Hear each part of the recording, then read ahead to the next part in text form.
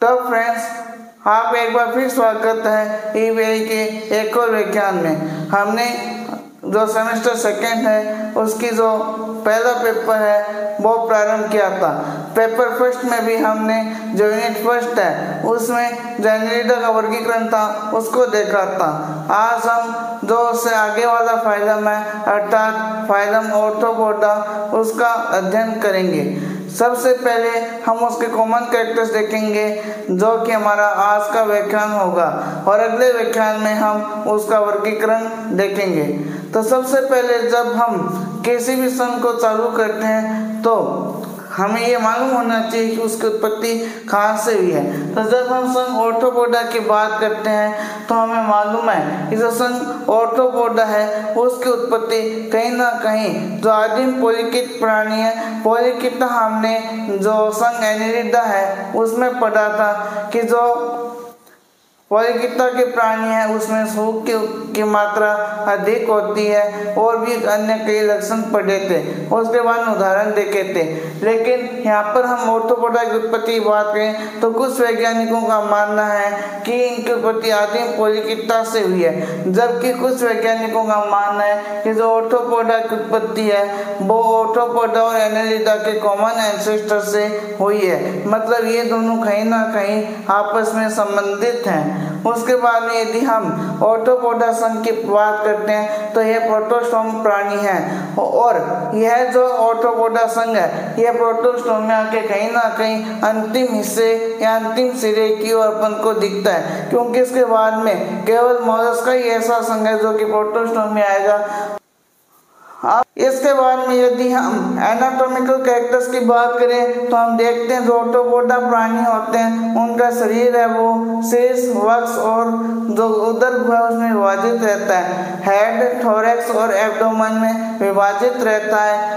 और यदि हम कुछ प्राणियों की बात करें तो शीर्ष और जो वक्ष है ये दोनों आपस में मिलकर सिफेलोथोरैक्स का निर्माण कर लेते हैं। इसके बाद यदि अपन परिसंचरण तंत्र की बात करें तो यह खुला यानी कि ओपन टाइप का पाया जाता है, और यहाँ पर जो हृदय और रक्त वाहिनियां हैं वो पाई जाती है। शरीर में और धमनियां वो पाई जाती है, लेकिन फिर भी अपन यहाँ पर ओपन टाइप का सर्कुलेटरी सिस्टम बताते हैं, क्योंकि यहाँ पर परिसंचरण तंत्र में जो धमनियां और शिराएं पाई जाती है वो वास्तविक धमनियां और शिराओं से भिन्न होती है। इसके बाद यदि अपन पेशियों या मसल्स की बात करें तो यह असतत होती है, और साथ में यह अलग अलग बंडल्स में भी व्यवस्थित होती है।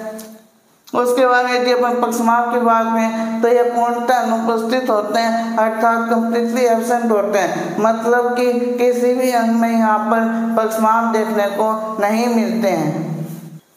अब हम यदि अगले लक्षण की ओर बात करें तो हम देखते हैं कि जो ऑर्थोपोडा शब्द है वो दो शब्दों से मिलकर बना हुआ है, ऑर्थोस और पोडास, जिसका मतलब होता है संधि युक्त उपांग। अब संधि युक्त उपांग का मतलब यह है कि ऐसे उपांग जिनमें संधियां उपस्थित होती हो अर्थात जॉइंट्स पाए जाते हो। यदि हम हमारी बात करें तो हमारे भी जो फोरलिम्स और हिंड लिम्स यानी कि अग्रपाद अर्थात की हाथ और पश्चपाद यानी कि लेग्स या फिर पैर, उनमें भी जॉइंट्स पाई जाती है। जैसे हम फोरलिम्स यानी कि हाथों की बात करें तो पहला जो जॉइंट मिलता है वो रिस्ट का मिलता है, दूसरा एल्बो का, तीसरा शोल्डर्स का। लेकिन जब हम संधि युक्त उपांग की बात करते हैं तो वो विशेष रूप से ऑर्थोपोडा की बात करते हैं। हाँ, संधि युक्त उपांग हमें मालूम कैसे चलता है। यदि हम ऑर्थोपोडा संघ के प्राणियों को देखें और यदि हम उनके उपांग को बाहर की ओर खींचें तो वो सीधे बाहर निकल जाते हैं, अर्थात कि जो उपांग होती है और जो त्वचा होती है उनके बीच में एक जॉइंट उपस्थित होता है, और उस जॉइंट के द्वारा जो उपांग है वो त्वचा से चिपके रहते हैं, और उसके ऊपर जो वाइट निकाल होता है उसके साथ में एक कंटिन्यूअस रूप में पाए जाते हैं। यदि अब हम बात करें हारनाल की। तो हारनाल इसमें क्या होती है, कंप्लीट होती है, यानी कि पूर्ण होती है और स्ट्रेट होती है।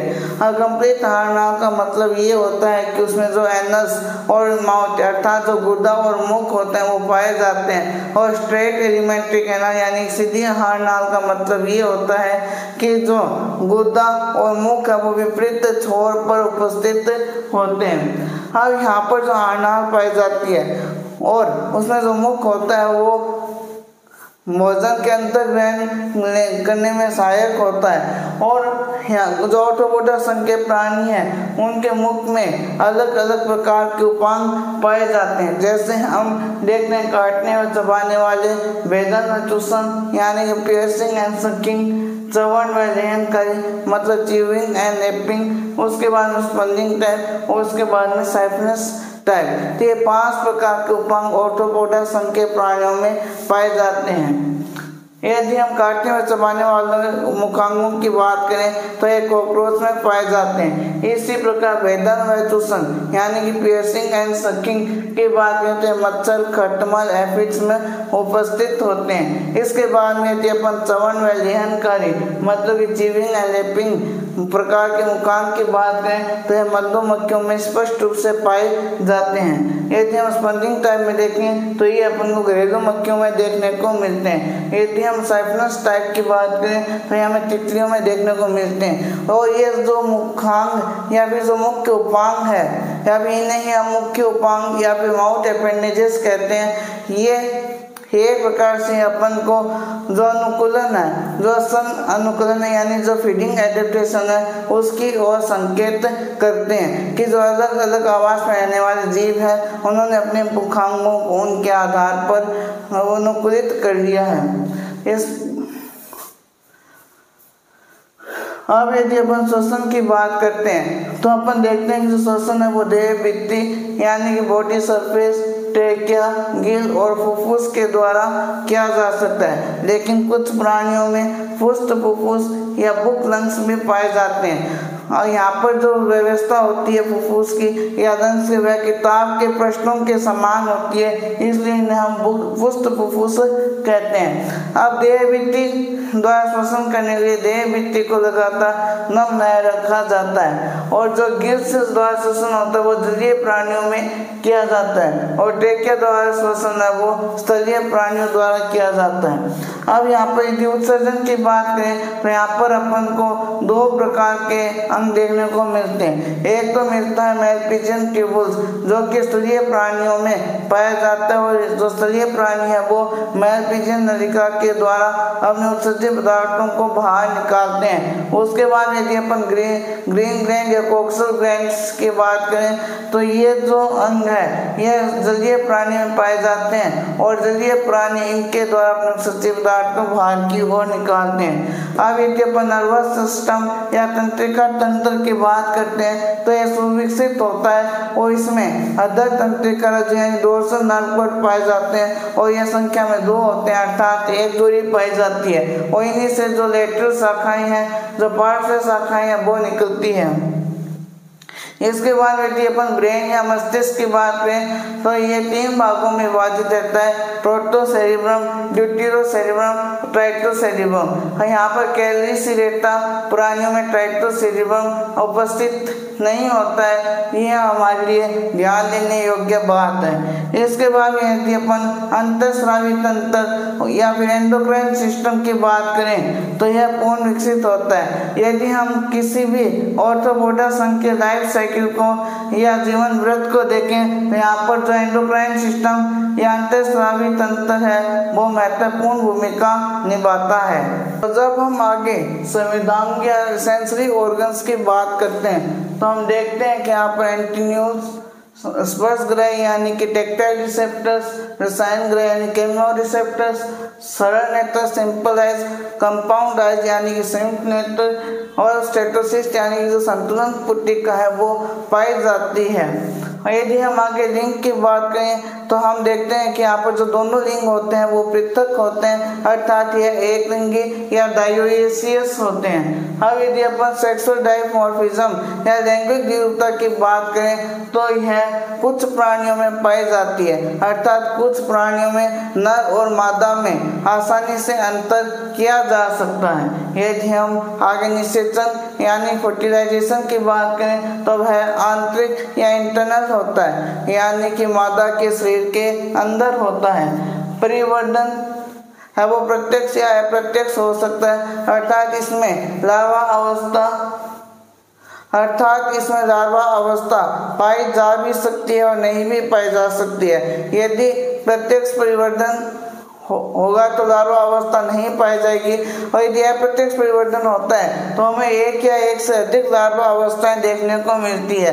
यदि आगे अपन अनिषेक जनन यानी पार्थेनोजेनेसिस की बात करें तो हम देखते हैं कि कुछ प्राणियों में पार्थेनोजेनेसिस पाई जाती है। इसकी बात हम आगे करेंगे।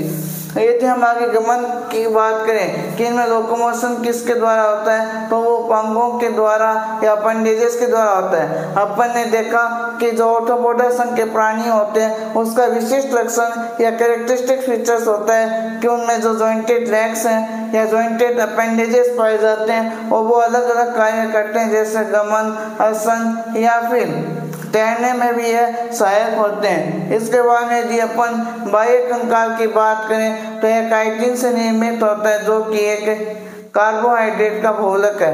यदि हम मन और बाह्य कंकाल की बात करें तो यह दोनों बहुत ही महत्वपूर्ण बाह्य लक्षण यानी कि मॉर्फोलॉजिकल कैरेक्टर्स है। तो यहाँ पर हमारे जो ऑर्थोपोडा के कॉमन कैरेक्टर्स थे वो समाप्त होते हैं। उम्मीद है समझ में आया होगा। अगले कक्षा में हम है वो ऑर्थोपोडा का वर्गीकरण देखेंगे, और चूंकि ऑर्थोपोडा का वर्गीकरण बहुत ही लंबा है तो हम उसे 4 से 5 व्याख्यानों में कवर करेंगे। आज के लिए इतना ही दोस्तों, धन्यवाद।